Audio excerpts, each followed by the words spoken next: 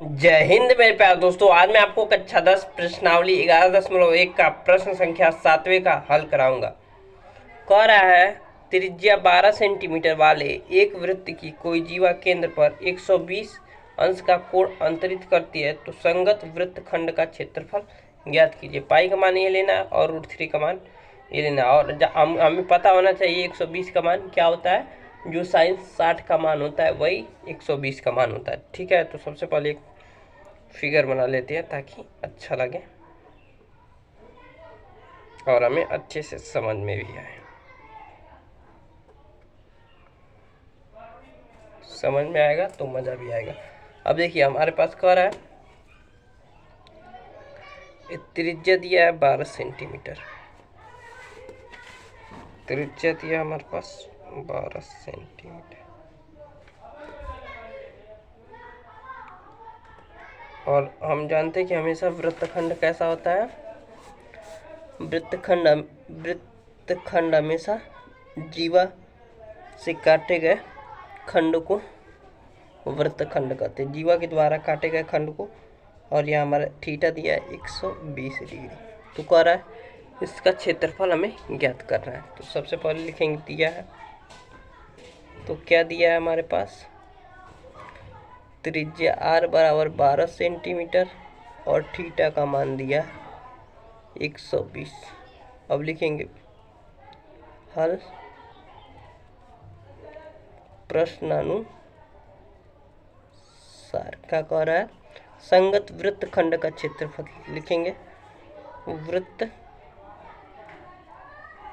खंड का क्षेत्रफल, तो वृत्त खंड का क्षेत्रफल क्या होता है, थीटा बटा 360 पाई r square minus half r square sine theta. अब सबका मान पुट करेंगे। थीटा का मान दिया है 120 बट्टा 360 पाई r square minus half r square और साइन 120 डिग्री।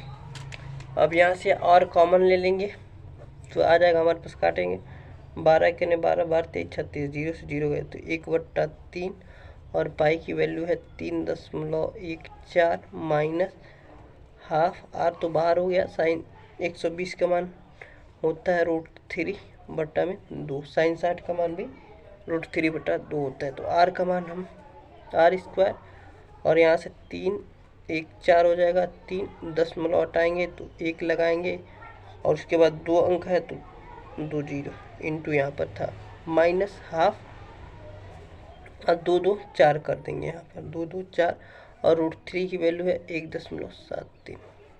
अब आगे हल करेंगे, r स्क्वायर 314 गुणा कर देंगे तो 300 हो जाएगा माइनस √3, यहाँ से 173 बटा में 100 हो जाएगा, क्योंकि दशमलव हटाएंगे तो 1 लगाएंगे और इंटू 2 0 क्योंकि 2 अंक है और 4 है तो 4 से गुणा कर देंगे तो यहाँ से 400 हो जाएगा, डायरेक्ट कर दिया। ठीक है, अब देखिए यहाँ से r का मान पुट करेंगे।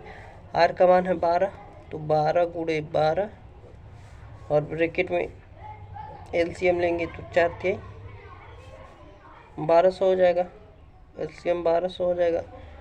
तो अब देखिए 2 0 से 2 0 खत्म और 3 से 12 में भाग देंगे तो 4 आएगा, 4 से इसमें गुणा कर देंगे तो 4 चौका 16 का 6 और 4 1 करने 4 1 5 और 4 3 12 1256 और इसमें 3 से गुणा कर देंगे, क्योंकि 1200 में 400 से भाग देंगे तो 3 आएगा, तो 3 से इसमें गुणा कर देंगे तो 3 3 का 9 और 7 3 के 21 का 1 और 3 1 करने 3 और 2 5 519 आएगा।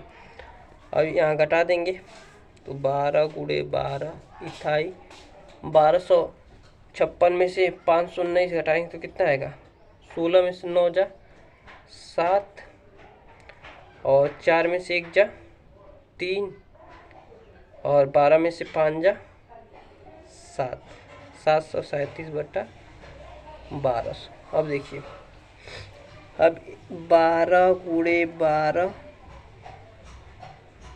इंटू 737 बट्टा में 12 गुणे इसे 100 लिख सकते हैं क्योंकि 12 में 100 से गुणा करेंगे तो 1200 आ जाएगा। अब देखिए काटेंगे, 12 से 12 कैंसिल। अगर हम इसमें गुणा कर दें 12 का तो उसके बाद भाग तो आसानी से दे देंगे 100 से। तो चलिए गुणा कर देते हैं। कहाँ गुणा करें? यहाँ जगह है हमारे पास। 737 गुणे 12, 2 सत्ते 14 के 4 3 दूनी 6 और 6 1 7 और 2 सत्ते 14, 7 3 7, 4 7 7 14 के 4 4 3 7 1 8 और 7 1 8, 8 8 4 4 आ रहा है हमारे पास। 8 8 4 4 और 100 से भाग देंगे तो जानते हैं आ जाएगा हमारे पास 88.44। 2 अंक है, एक के बाद 2 जीरो है तो हम 2 अंक पीछे जाकर दशमलव लगा देंगे, यही हमारे पास उत्तर हो जाएगा। सेंटीमीटर स्क्वायर लगा देंगे, क्यों? क्योंकि हमेशा क्षेत्रफल स्क्वायर में आता है और 12 सेंटीमीटर दिया था इसलिए। मुझे आशा है कि आपको समझ में आ गया होगा। बहुत ही आसान क्वेश्चन था और बहुत मज़े से हमने हल कर दिया। मिलते हैं अगले वीडियो में प्रश्न संख्या 8वें के हल के साथ।